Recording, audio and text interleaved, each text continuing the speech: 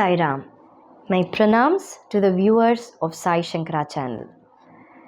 Before I proceed with today's episode, I would love to thank all the viewers of Sai Shankara channel because in a very short span, we have come to almost more than 19,000 subscribers. Really, I really don't know how grateful I am to you because all the support and love that you give me, I only pray to Baba that this love and support from all of you should last lifelong. And I really want to spread Baba's Leelas till the last minute of my life. So, with all your blessings and with Baba's grace, I hope I will be able to do it. So, these episodes, especially the ones in English, I want all of you to share this amongst your friends and relatives because people who don't understand Tamil, so people who understand Tamil, they watch my episodes in Tamil. And also I read a comment from one of the subscribers wherein they had mentioned, you are talking in English, but please do give episodes in Tamil. As you all know, I am talking in the same Sai Shankara channel, separate episodes in Tamil. So please do watch it. And also one more subscriber had given a reply and I just came across all those comments wherein she had mentioned the playlist. So please do watch the episodes in Tamil, and people who don't even know Tamil, please don't miss out the Leelas of Baba. It is not that you have to watch the English episodes. It is just that we have to spread Baba's Leelas throughout the universe across the globe because people, what they all feel, the Leelas that are mentioned in Satcharita are the only Leelas done by Baba. Not at all. If a book has to be published, there is supposed to be a beginning and there is supposed to be an end for the book. Just because there is supposed to be a beginning and an end, Hemant Pant has just given us a small book. But the Leelas witnessed by Anna Dabolkar, that is the person who wrote the Sai Satcharitra, he himself has witnessed so many Leelas.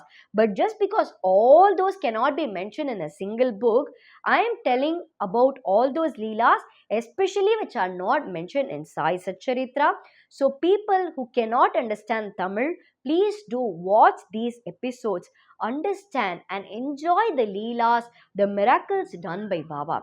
These instructions given by Baba and the miracles performed by Baba, these are not only for the people who were there in Shirdi. It is for all of us who are in this Kali Yuga. Because in this Kali Yuga, we all think that reaching God or the Charanagati, what we call it as surrender, is difficult. It is not difficult. It is just that we don't follow those religious practices.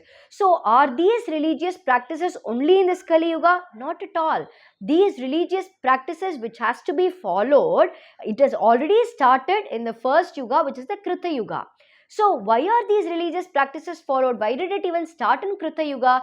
It is because these practices, if followed, will make us easily attain the feet of God. Holding God's feet permanently is the most important thing in the world. If we catch, or if we rather go catch Baba's feet permanently, we surrender unto Him completely, all the other things in this world is going to be very easy. Be it sorrows, be it happiness, be it any sadness, or handling anything in life, everything is going to be easy if we hold on to Baba's feet permanently. So holding on to Baba's feet, how is it possible?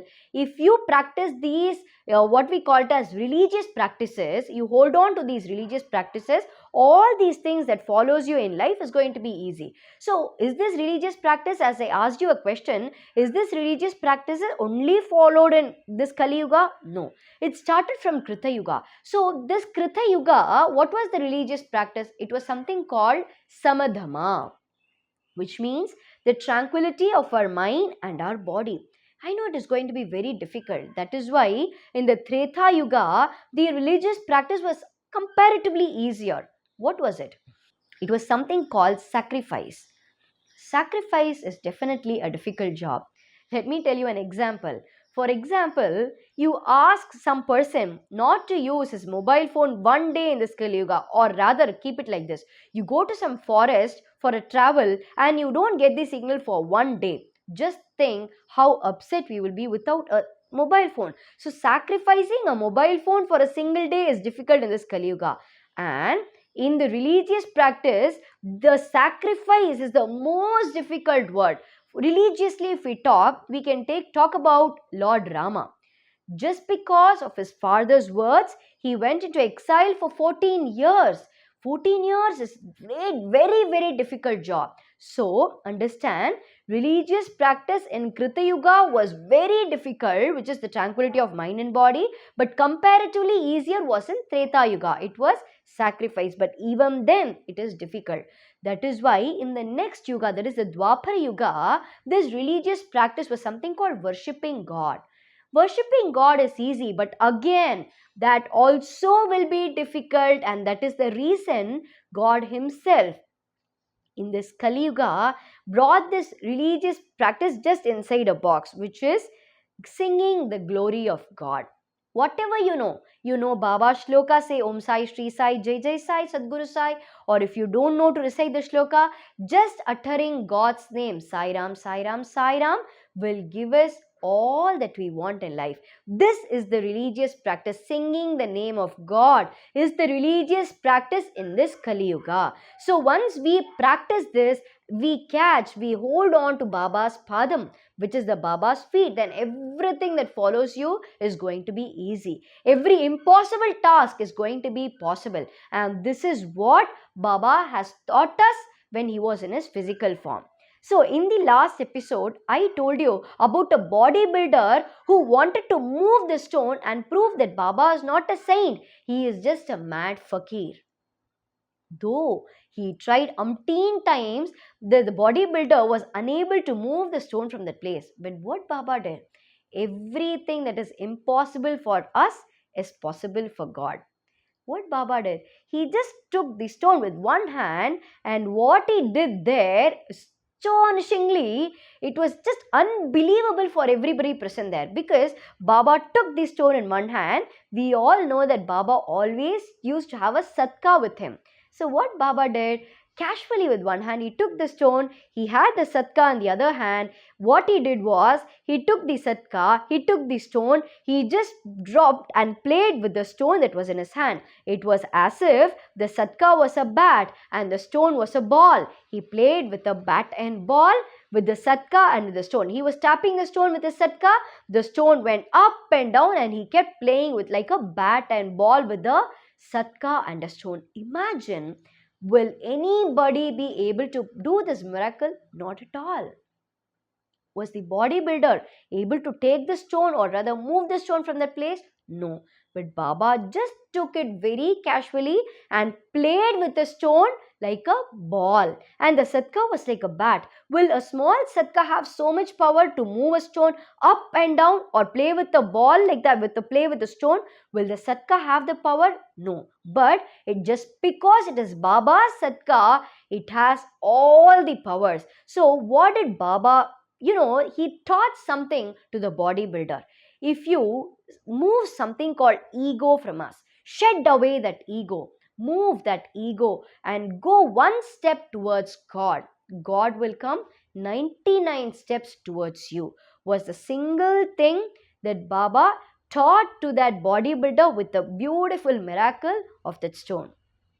If that bodybuilder didn't have that ego, let me say Nanavali wanted to sit in the stone where Baba sat. He was telling Baba, just get up from the stone. I want to sit in that stone.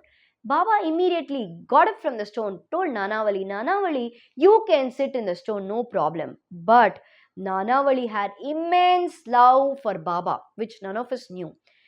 So once we shed our ego, the jealousy, the pride, and move one step towards Baba, he will come 99 steps towards us. So let us all, shed away our ego, pride, jealousy, hatred, and what more and what not. Everything, or all the inner enemies we have inside us, and move towards Baba. So that stone is still present in Dwarakamai. See how beautifully our episode has coincided with the incident. Let me tell you now, in Dwarakamai, you see towards the right side, you will be able to see an idol of a tiger there that is still present in Dwarakamai. You know what? Surprisingly, even I was very much surprised because this episode is getting telecasted on 12th of November. In the same 12th of November, but in the year 1969 only, this tiger was presented by a person called Triambak to the Sansthan. See how beautifully our episode has got coincided. It is all Baba's Leelas. Even this is a miracle by Baba. Did I ever plan that this episode should land here? Or you all know that it is just randomly I started and it is like a virtual tour of Dwarakamai. But correctly, today I wanted to talk about the tiger that is near the stone and the date has been coincided. So, we will be talking about the tiger that was brought to Shirdi just before 1 week before Baba's Samadhi. So, we all knew that Baba attained Samadhi on October 15, 1980. Just 1 week before this, the tiger was brought to Dwarakamai. When the tiger was brought to this Dwarakamai, people never expected that one such incident will happen there. Baba beautifully did a miracle, and let me tell you in this way, Baba beautifully gave Sadgati, that is salvation, to the tiger in a very unique way. So, why did the tiger come to Shirdi? Why did the people want to take the tiger inside Dwarakamai? How did Baba give the salvation to the tiger? Will be revealed to you in the next episode. Until then, my humble pranams to the lotus feet of Sai Baba. And as you all know, today is a very, very great day, that is Deepavali.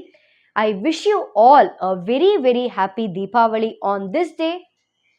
On behalf of all of you, submitting Koti Koti pranams to the lotus feet of Sai Baba and praying that all of you should have a very happy and peaceful life. Once again, wishing you all a very, very happy Diwali. Thank you. Om Sai Ram.